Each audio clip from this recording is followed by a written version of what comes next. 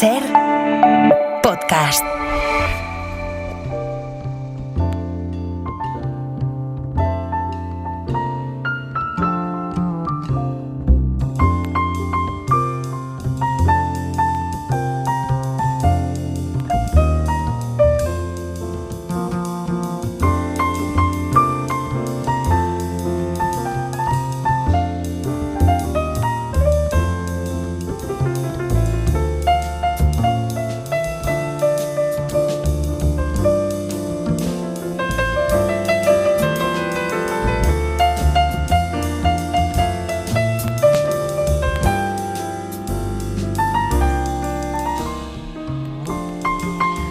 En Madrid, a mi lado, está Marc Bassets, subdirector de opinión del País. ¿Qué tal, Marc? ¿Cómo estás? Buenos días. Hola, Javier. ¿Qué tal? Buenos días. Todavía sigues descubriendo esta ciudad. Hombre, hoy es una noche especial porque todavía se prolongan las celebraciones del Día del Orgullo, pero dices que te sorprende la cantidad de cosas que pasan en Madrid cada fin de semana, cada día, el ambiente festivo que hay siempre, ¿no? Sí, siempre pasan cosas y siempre pasan cosas precisamente donde estamos, ¿no? En la Gran Vía. Y cuando llego aquí a las 7:30 de la mañana, pues hoy ya se ven todavía personas que han pasado la noche de fiesta o que participaron ayer en la manifestación por el orgullo, pero otro día es un maratón, otro día es el Papa, es como si fuese un escenario, ¿no? Una plataforma donde toda la gente de diversas corrientes, opiniones, sensibilidades se expresa y Madrid es esto, ¿no? Manifestódromo, decía alguien, ¿no? Manifestódromo, exactamente. Bueno, sí. Pero no solamente manifestaciones, también hay muchas celebraciones y es verdad que hay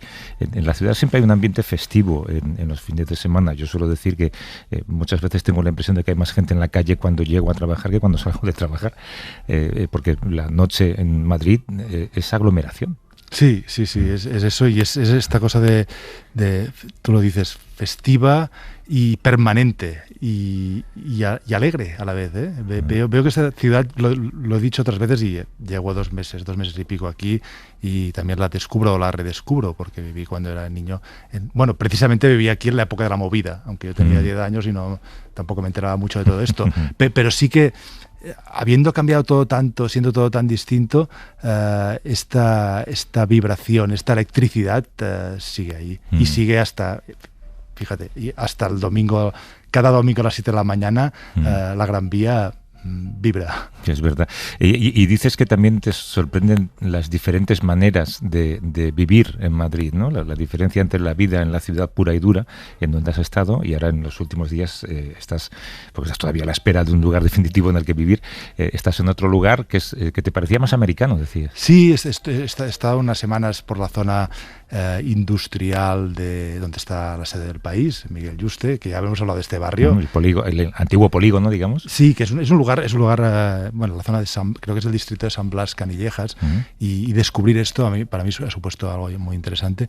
Y ahora hace un par de días que estoy en un sitio. Sería lo que en Estados Unidos sería un suburbio. Aquí sería La palabra suburbio en castellano tiene una connotación significado. Sí, distinta.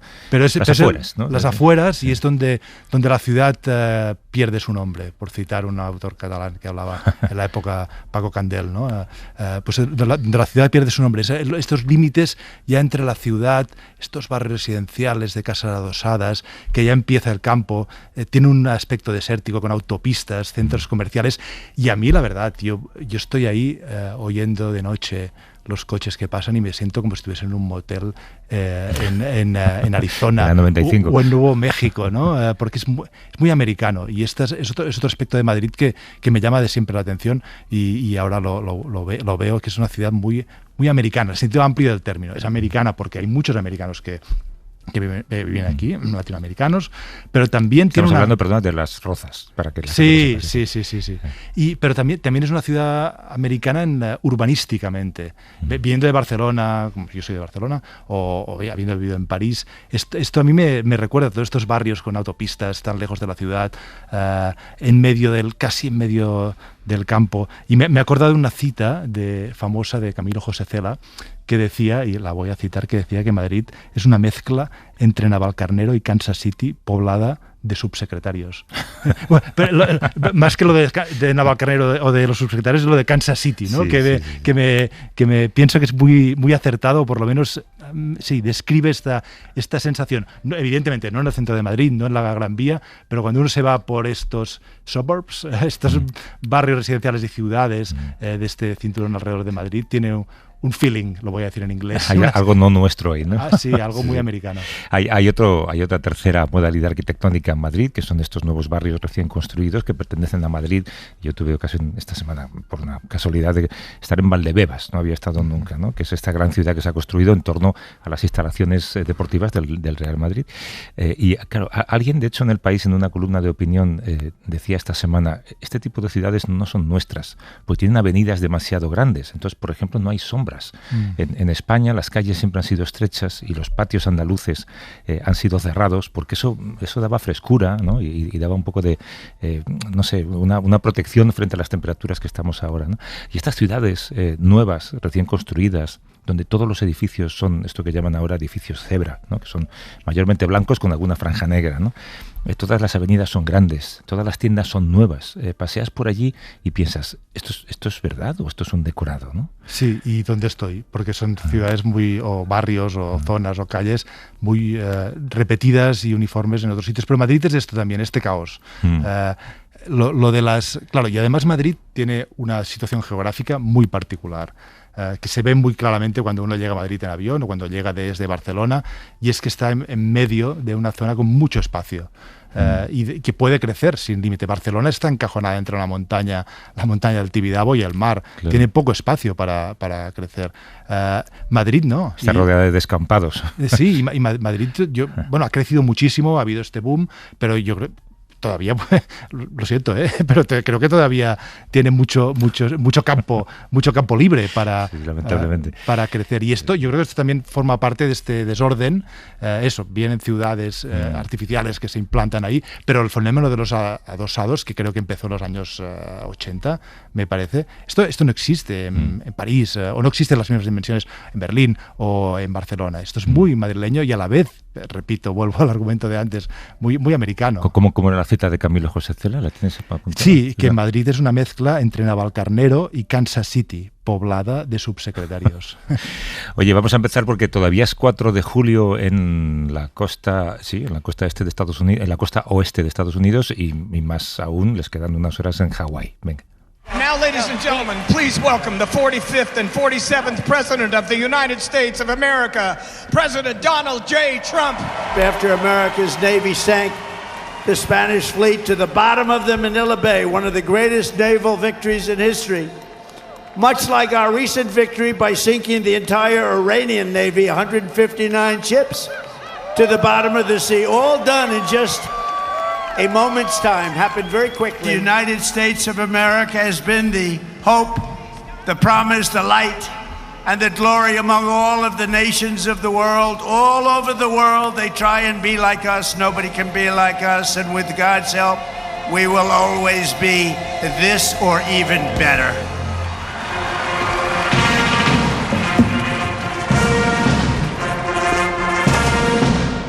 ¿Has estado, supongo, alguna vez en Filadelfia? ¿Visitaste el Independence Hall en Filadelfia? Sí, la salita yo se lo recomiendo a mucha gente, porque claro, Filadelfia fue la capital de Estados Unidos hasta el 1800, si no recuerdo mal, y es una salita donde ahí se juntaron los padres fundadores a debatir la Constitución y a debatir también la Declaración de Independencia, y está la famosa campana de la libertad, que dicen que sonó cuando se firmó aquella declaración.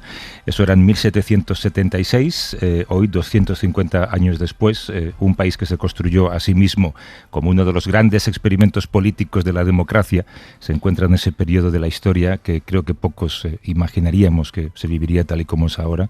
Es un país donde los derechos que se supone que se defendían se están vulnerando. El diálogo tiene cada vez menos cabida y el presidente Trump, o el pseudo presidente Trump, como comentábamos hace unas semanas, se ha hecho de la celebración legítima de la consolidación de un país, lo ha convertido, como hemos oído, en en un autoelogio, que es lo que todo el mundo esperaba. No sé si has seguido el discurso, que al final ha sido muy tarde en Washington, a las 11 de la noche, porque ha habido que desalojar el mall por aviso de tormentas fuertes. Sí, he podido escuchar algunos extractos como este, que tiene su qué, ¿no? Hablando de la derrota de la Armada Española en Manila y comparándolo con su victoria, dice esto ante Irán, cuando ha sido realmente una claudicación o una capitulación de Estados Unidos ante Irán en esta guerra totalmente fallida. Hay un aspecto, una frase una parte del discurso que me ha llamado mucho la atención, y es que cuando habla de la amenaza comunista, ¿no? Dice que la amenaza comunista no ha desaparecido. Y esto yo creo que es un rasgo muy típico de Trump, que es anacrónico. Es que ese discurso, en el fondo, y la parte del comunismo especialmente, suena anacrónico, porque imagino que es de su época, cuando él era joven y creció. No todos somos hijos de nuestra juventud, y él creció en la Guerra Fría escuchando estos discursos sobre el peligro comunista, y saca esto en el año 2026, cuando, también se podría decir que su gran amigo o ídolo es Vladimir Putin, que era un agente de la KGB, y le encanta y tiene gran respeto por Xi Jinping, que domina el mayor partido comunista que ha existido en la historia. Pero sí, él saca lo del comunismo, que es esta cosa trumpiana de anacronismo y a la vez modernidad, ultramodernidad, porque no hay nada más de nuestro tiempo que el fenómeno Trump, que no hace falta comentarlo, pero todo el trumpismo ha transformado la política, ha transformado tantas cosas, y es muy moderno, pero es muy antiguo a la vez, ¿no? Claro, Trump... ¿Cómo quedará Trump en esta historia que empieza a 250 años? Yo creo que Trump es un presidente, no es un presidente cualquiera, es un presidente que en gran parte destruye los ideales de la Declaración de Independencia, y esa famosa parte de la Declaración de Independencia, el arranque, que dice que hay estas verdades evidentes por sí mismas de la igualdad, de la libertad. Claro, verdades evidentes. Trump ha destruido la verdad, la idea de verdad. Es casi la semilla del trumpismo, cuando él llega al poder en el 2017 y empieza a decir aquello de las verdades alternativas, ¿no? Y a inventarse las fake news y a montar una realidad paralela. Esto ya va en contra y destruye lo que es la base de la Declaración de Independencia, de la democracia americana y de todas las democracias en el fondo, que es que hay unos hechos compartidos por todos los ciudadanos, y a partir de aquí se puede discutir, se puede deliberar, se puede llegar a acuerdos o a desacuerdos. Yo creo que esto es una de los grandes, no diré aportaciones, más bien destrucciones que trae Trump en este 250 aniversario, y luego es la reflexión sobre la gran paradoja de la Declaración de Independencia, que la firmaron unos hombres que eran esclavistas, pero pusieron ahí unas ideas que sirvieron para destruir la esclavitud. Y es esta cosa del experimento que nunca acaba de hacerse, que hay una promesa que nunca se realiza del todo y que yo creo que todavía está por realizar, y el gran debate ahora es si Trump lo destruye o Estados Unidos, y la idea de Estados Unidos, con todas sus imperfecciones, continuará siendo un ideal en el cual tiene que estar a la altura de Estados Unidos, pero que también sirve al resto de la humanidad, para poner a Estados Unidos a examen, pero también para otros países, otras democracias, tener esta aspiración. Yo creo y confío que que Estados Unidos y el mundo superen a Trump. Veremos. A Trump sí, su legado no lo sé. Sí. Casualmente ayer hablábamos de la esclavitud y lo comparábamos o decíamos que era el primer ejemplo de fascismo, pero como dices, aquellos padres fundadores sembraron la semilla para que ese fascismo desapareciera, y mira dónde estamos ahora. Queríamos entender cuáles fueron los principios con los que Estados Unidos se fundó y dónde caben hoy en día. Para hacerlo nos atiende Mark Benjamin Sable, que es profesor del Departamento de Ciencias Sociales y Políticas en la Universidad Iberoamericana. Nos habla desde Ciudad de México. ¿Qué tal, Mark? ¿Cómo estás? Estoy bien, gracias. Buenos días. Buenos días. No sé si has contemplado los fuegos artificiales con una lágrima en el ojo. Sí, la hora es un poco difícil, pero vale la pena. Y estoy 100% de acuerdo que lo dijiste de la destrucción de Trump. Es que siempre los Estados Unidos han sido al mismo tiempo una meta o un ideal y una realidad, y por eso tuvimos una guerra civil para destruir la esclavitud. Y es obvio por el enfoque del discurso de Trump en la noche ayer, que no reconozca ese tipo de cosas. Hablaba de de soldados y militares y triunfos, pero no hablaba de lucha para la justicia, porque no reconoce que es un asunto. Es verdad. Para él es siempre una cuestión de ganar o perder. Y esto todo centrado. Entonces es bastante. Hemos visto mucha destrucción en los últimos año y medio. Tanto. Es verdad, Marc, lo que está comentando también Marc, que fue un discurso centrado en valores negativos, la superación, yo qué sé, el imperialismo, las victorias en la guerra, en lugar de hablar de libertad, de igualdad, ¿no? Que es lo que se fundó el país. Sí, y hay que reconocer que... Sí, perdón. Sí, hay que reconocer que también esto forma parte del legado de Estados Unidos. Es decir, Trump tampoco es una anomalía. No sé qué opinas, Marc. Trump continúa muchas tradiciones y cosas que han estado en la historia de Estados Unidos. Es que no pude escuchar bien. Sí, ¿no crees que crees que Trump es una anomalía si lo miramos respecto a la Declaración de Independencia? ¿O Trump también en el fondo es una expresión de algo que ha estado siempre en la historia de Estados Unidos? Esta destrucción, este imperialismo, este racismo. Bueno,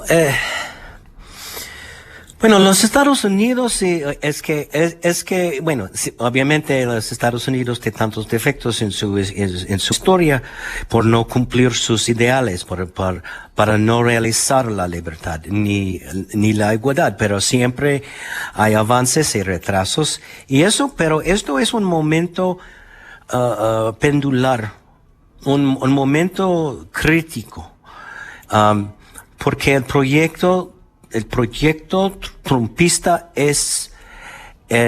si cumple, va a destruir los ideales de los Estados Unidos. Sería el fin del excepcionalismo estadounidense. El excepcionalismo estadounidense siempre fue que al núcleo del nacionalismo estadounidense fue un compromiso al Estado de Derecho, la democracia y la libertad. Y por las acciones del gobierno y la administración de Trump en el último año y medio es bastante obvio que estos no son valores de esa administración.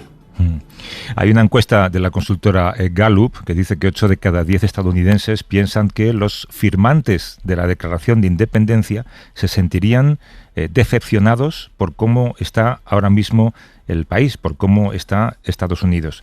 Sin embargo, Marc, si hubiera elecciones y Trump pudiera volver a presentarse, quizá volvería a ganar. ¿Cómo se conjugan esas dos sensaciones? Ay, bueno. Es que seguro estuvieron decepcionados en los firmantes de la Declaración de Independencia, porque 100% eran liberales en el sentido estricto, a favor del gobierno que respeta las leyes. Y una cosa en relación, si presentaría Trump en las elecciones, en este momento perdiera. Y lo peor es que estamos hablando de esa posibilidad que es en contra el enmendamiento que limitó la plaza del presidente de 2 términos. Pero Trump no respeta las leyes y para él siempre es como la frase es lawfare en inglés, tratar las leyes como obstáculo de realizar sus metas particulares y políticos. Entonces es una tragedia que aún tenemos esa pregunta, ¿no? Porque Trump es que en su segundo término es prohibido de ser candidato otra vez. ¿Y tú crees que el cambio o el traspaso de poderes o la alternancia se va a poder producir de una manera normal y pacífica? Primero hay las midterms en noviembre y luego en 2 años las elecciones presidenciales. ¿Tú crees que esto va a poder pasar tranquilamente? Yo tengo mis dudas. Es obvio que van a intentar socavar las elecciones y y intentan de engañarlas. Y aún mencionó Trump en su discurso ayer, igual que hoy en día, del SAVE Act, que es una ley para limitar la votación. Y hasta la fecha no ha logrado de pasarla, pero es un gran síntoma de su estrategia, porque es un consenso que en el momento los republicanos no van a ganar. Pero hay varios trucos, trampas para ganar cuando no tienen la posibilidad de ganar por la falta de popularidad, ¿no? Es destacado en las encuestas públicas. Y entonces el gerrymandering, la cambian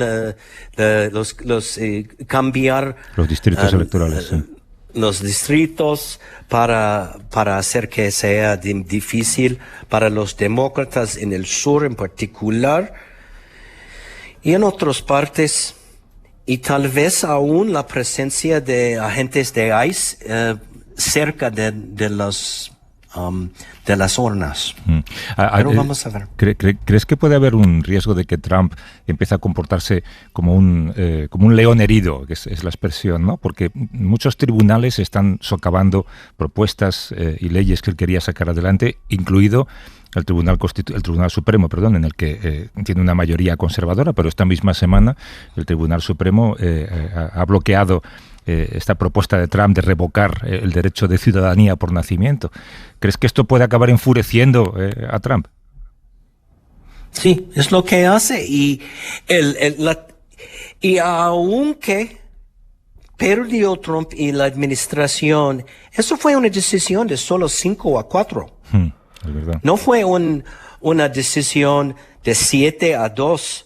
No solamente fue 2 de la derecha extrema en la corte, Thomas y Alito. Fue también los 2 nuevos nombrados por Trump. Y entonces es un gran riesgo. Si solo una de la mayoría salga de la corte, esta decisión está en riesgo. Por eso necesitamos ganar las elecciones. Y necesito confesar en ese momento que no solamente soy profesor de ciencias políticas, pero también estoy activo en la política. Porque es un momento no solamente para analizar, pero un momento para actuar. Marc, pongámonos dentro de 50 años, 2076. ¿Cómo te imaginas la próxima celebración de los 300 años de la Declaración de Independencia? ¿Cómo te imaginas que será Estados Unidos? ¿Estará ahí todavía esta idea? ¿Y este país? Todavía, bueno, la idea es una idea y la idea es noble. Entonces, sigue la validez de la idea, aunque en el momento la realidad se pone en riesgo, ¿no? Y por eso necesito aprovechar la frase de Benjamin Franklin, después la Convención Constitucional. Se dijo, ¿qué tipo de gobierno tenemos? Y le respondió Franklin, una república si la guardamos.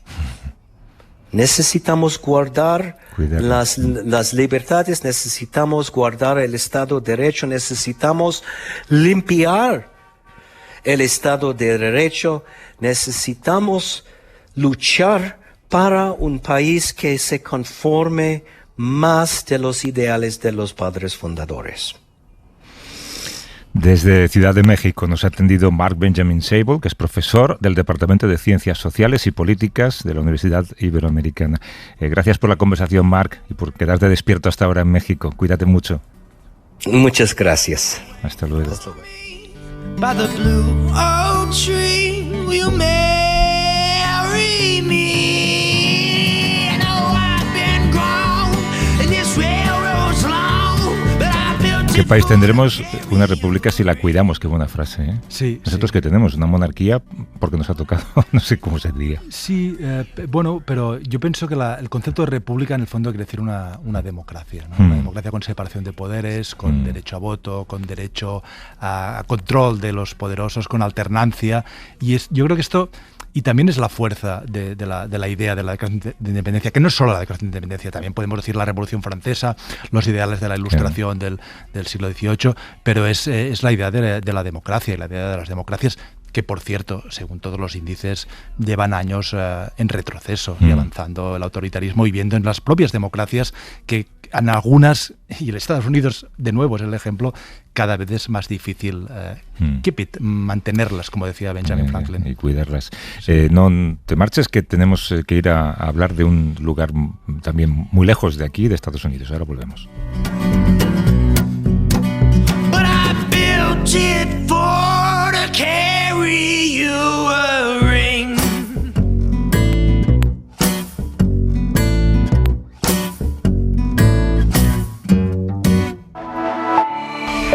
Been by keys in the cold and rain. Last night I barely survived. I wanna taste of your shining ray, and I can't wait till you're mine. Hey, you make me feel just so unbelievable. Ooh. Save me some sunshine, I'm on my way. Take me back home to visit a special place. Ooh, only human and I'm missing you, babe. And wherever I go, don't take my sunshine away. Ooh. Pues en ese mundo oscuro en el que estamos, en Sudáfrica, movimientos civiles xenófobos se han manifestado exigiendo que los migrantes irregulares, a quienes culpan de la falta de empleo, de la inseguridad o de las deficiencias del sistema del país, bueno, pues estos grupos que en ocasiones han perseguido a personas de distintas nacionalidades, marcaban como fecha límite para que las personas en situación irregular salieran del país el 30 de junio, porque si no seguirían asumiendo agresiones, amenazas. Además de que es imposible que todas esas personas abandonen Sudáfrica, ante el riesgo, en el fondo, lo que hay que preguntarse es si estas acciones son solo síntomas de una situación donde se señala a la migración en cualquier lugar, incluso en lugares que deberían haber aprendido la lección, como Sudáfrica, se señala a esas personas como chivos expiatorios de problemas estructurales del país. Y decías, Marc, que esto tiene en parte mucho que ver con lo que acabábamos de hablar de Estados Unidos, ¿no? Sí, yo pienso que sí, porque Sudáfrica... Claro, podríamos pensar que hay países que deberían estar inmunizados para siempre ante el racismo, ante la xenofobia, ante el odio al inmigrante, el odio al extranjero, y si hay uno de estos países sería Sudáfrica, porque Sudáfrica encarna la lucha precisamente contra el racismo. Sudáfrica sufrió, y la mayoría sudafricana, negra, sufrió el régimen cruel y discriminatorio y racista del apartheid durante décadas, lo superó pacíficamente. Hubo esta gran figura que todavía irradia de valores y de ideales el mundo, que es Nelson Mandela, y resulta que en este propio país se ven estas escenas que son realmente dolorosas. Quizás es una visión ingenua pensar que hay países que nunca serán como los demás y en los que nunca habrá racismo, pero bueno, la verdad es que ver estas imágenes desde Sudáfrica de persecución de otros africanos, que son inmigrantes africanos en Sudáfrica, por parte de sudafricanos, resulta doloroso. Lo que vemos en realidad, pienso, es un fenómeno global, ¿no?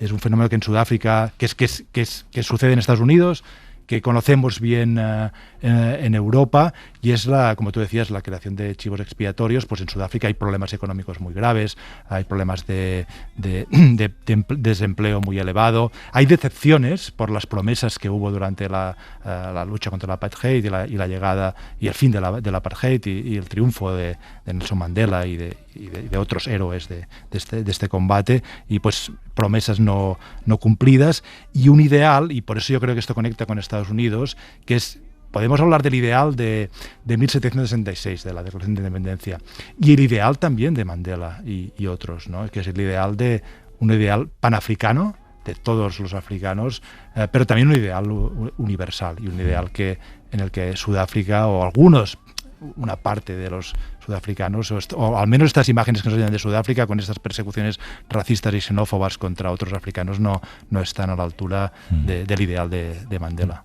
Intentamos entender el contexto para que sucedan ahora estas manifestaciones xenófobas. Nos atiende hoy desde Aragón la politóloga Marta Garrick, que reside en Sudáfrica desde hace más de 15 años. ¿Qué tal, Marta? ¿Cómo estás? Hola, buenos días, Javier. Hola, Marc. En este país que derrotó el apartheid, ¿cómo es ahora también un país que señala a los migrantes como enemigos? Bueno, yo creo que Marc ya daba bastante en el clavo, ¿no? De que al fin y al cabo Sudáfrica no es inmune a lo que está pasando, y lo que venía también diciendo, ¿no? El invitado anterior con quien hablabais, ¿no? La pregunta no es tanto por qué el ultimátum del 30 de junio, o si estamos ante una crisis migratoria como parece que lo quieren plantear, sino si estamos viendo algo más profundo. Y por qué estos discursos encuentran tanto espacio político y social hoy en día, ¿no? Y ya Marc hablaba de 30 años después, ¿no? Hay muchas de las tareas de ese fin del apartheid que prometía, ¿no? Una nueva nación que corrigiera las enormes desigualdades heredadas del apartheid, y nos encontramos todavía pues con un país de los más desiguales del mundo, un desempleo estructural que sigue siendo enorme, pero también, más allá de reducirlo al fracaso o un fracaso parcial del partido gobernante, también se ha debilitado un gran tejido social, ¿no? Que hizo posible la transición, sindicatos, organizaciones comunitarias, movimientos cívicos. Todo eso también al final era una densa red de organizaciones que no solo movilizaba a la población, sino que también construía comunidad, producía un sentido de pertenencia, ¿no? Un proyecto colectivo, y esos vacíos políticos al final nunca permanecen vacíos, y entran, digamos, otros actores que aprovechan, ¿no? Estas fracturas sociales. También tenemos una profunda crisis institucional.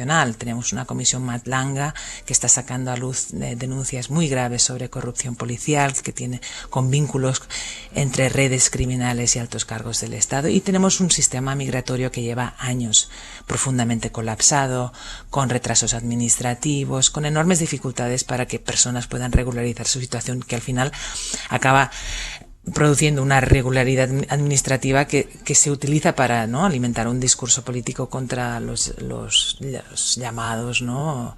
inmigrantes ilegales, digamos, ¿no?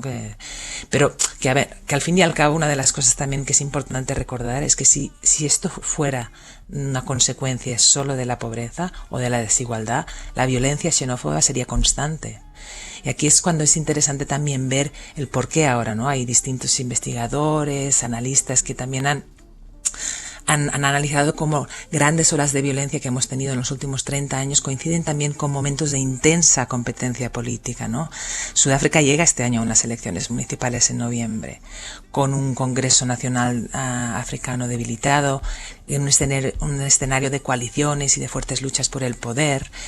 Y en ese contexto, pues como en todo el mundo, ¿no? La figura del migrante al final se convierte pues en el chivo expiatorio que bien decías, Javier, donde se canalizan estas frustraciones que son muy reales hacia un enemigo que no es, pero que es visible, ¿no?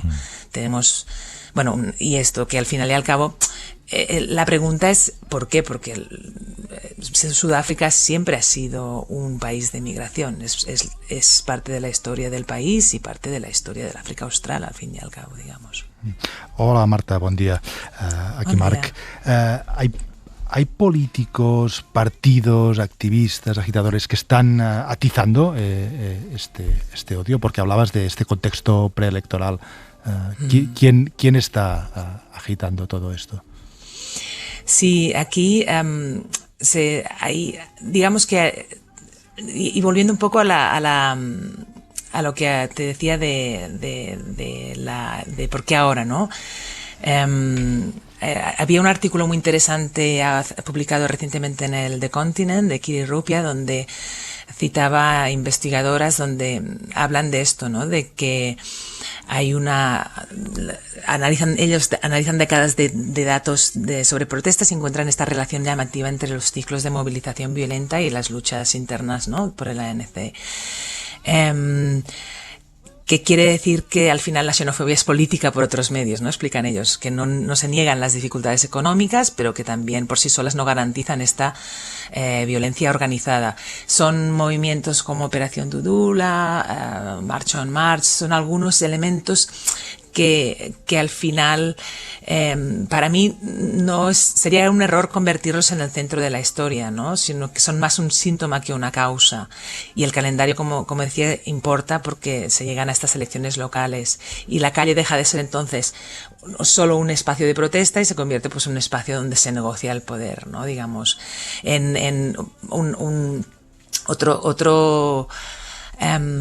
otra investigación muy interesante que también surgía es de cómo, y esto también, mira, venís hablando de Estados Unidos, que también llama la atención, es cómo se ve también que este debate se ha dado mucho en los...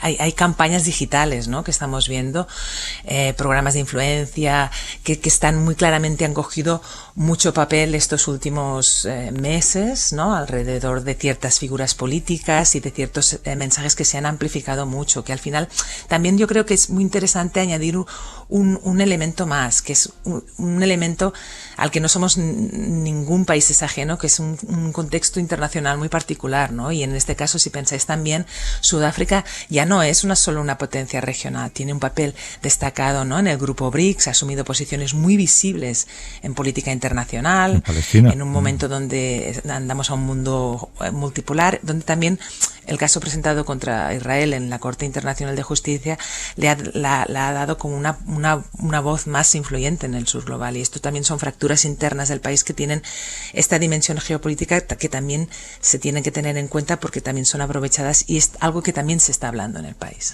Pero qué contraste, ¿no? Entre esa visibilidad internacional, Sudáfrica, un país que lidera esa demanda por crímenes de Israel en Palestina y que sin embargo la política produzca estos enfrentamientos dentro.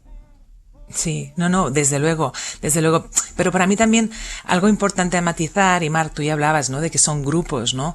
Es que al final, a mí lo que también me gustaría transmitir es que estamos hablando de un país de más de 60 millones de habitantes, ¿no? Que a pesar de que se ha debilitado, tenemos una sociedad civil extraordinariamente viva, posiblemente una de las más organizadas en el continente africano, ¿no? Que hereda de hecho estas décadas de lucha contra el apartheid y que a pesar de haber sufrido un desgaste importante en los últimos 30 años y seguramente haber cometido errores, continúa existiendo, y es importante esto recordarlo porque lo que estamos viendo y lo que es muy llamativo son estas imágenes, ¿no? De movilizaciones xenófobas que llaman mucho la atención en un país como Sudáfrica, ¿no? Pero que también hay y continúa habiendo miles de personas organizándose para defender una idea completamente distinta de Sudáfrica.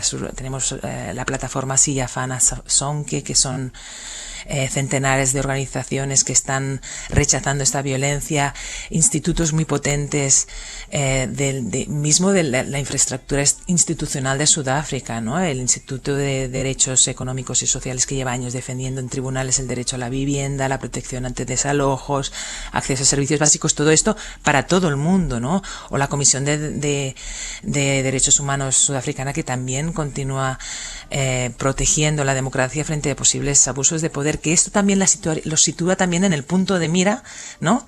De querer debilitar, es una lectura también que se puede dar, de querer debilitar instituciones que al final están defendiendo, digamos, el país, la Constitución, las leyes, frente a abusos de poder, y que defienden no solo a migrantes, defienden también a toda la clase trabajadora, ¿no? Sudafricana, y eso, por ejemplo, a Bahlali Basem Jondolo, que es, digamos, como el movimiento los sin tierra o de las chabolas, ¿no? De Sudáfrica, que es un movimiento muy potente.